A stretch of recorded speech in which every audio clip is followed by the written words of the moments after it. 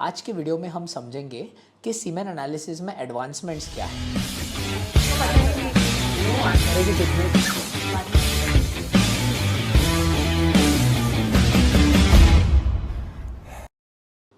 Hi everyone, Dr. Jay Mehta here from Mumbai. Guys, try and understand. Semen analysis Bharat देश में होने वाला one of the most commonest pathological investigations है। Second, please understand one more thing.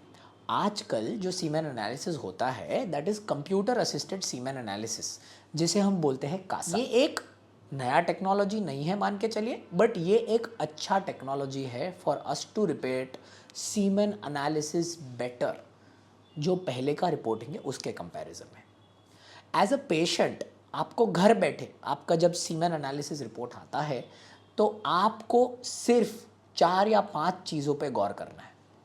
Point number 1, क्या sperm का volume जो आपने content दिया है वो 1.5 ml 1.5 ml से ज़्यादा है या नहीं। If it is more than 1.5 ml मतलब वो पार्ट नॉर्मल है। पॉइंट 2, टोटल स्पर्म काउंट पूरे इजैकुलेट का कितना है। अगर ये sperm count more than 39 million है पूरे इजैकुलेट का, उसका मतलब वो काउंट आपके लिए नॉर्मल है, कोई टेंशन नहीं लेना है। पॉइंट नंबर 2, क्या पर ml काउंट 15 मिलियन से ज़्यादा है या नहीं। मतलब टोटल इजैकुलेट नहीं, 1 ml का काउंट मोर देन 15 मिलियन है या नहीं। ये फिर 16 मिलियन होने दो, 19 होने दो, 20 होने दो, 80 होने दो, 150 होने दो, ये सारे चीज़ों को नॉर्मल माना जाता है। एबनॉर्मल सिर्फ तभी माना जाता है जब वो less than 15 million per ml रहता है, तब। ये ध्यान रखना है एज अ पेशेंट। ओके।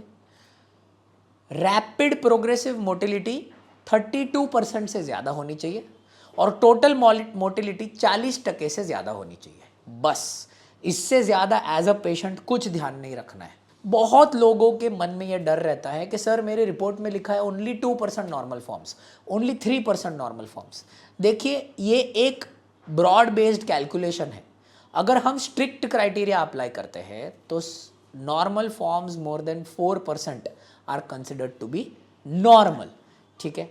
अगर कोई बोलता है मेरा स्पर्म काउंट का रिपोर्ट आया ओनली 2%, 1%, ऐसा होता है। आप जब फ्री सीमेन एनालिसिस करवाते हो ना, ये सब IVF के कैंप्स में, तब ये सब आपके साथ में होने वाला है। ये सारे चीज़ों में एज अ पेशेंट एक ही चीज़ ध्यान रखना है, पहले तो रिपोर्ट एक बार रिपीट करना है। कोई भी abnormal report you have to repeat it once, directly face value पे एक्सेप्ट नहीं करना है।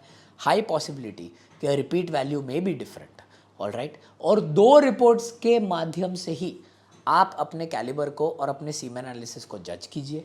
और any abnormal report please go to a doctor, उन्हें दिखाइए, फर्टिलिटी स्पेशलिस्ट को दिखाइए और फिर वो जो बोलते हैं उसके हिसाब से आगे का कोई भी ट्रीटमेंट या प्रोसीजर्स कीजिए। ऑलराइट।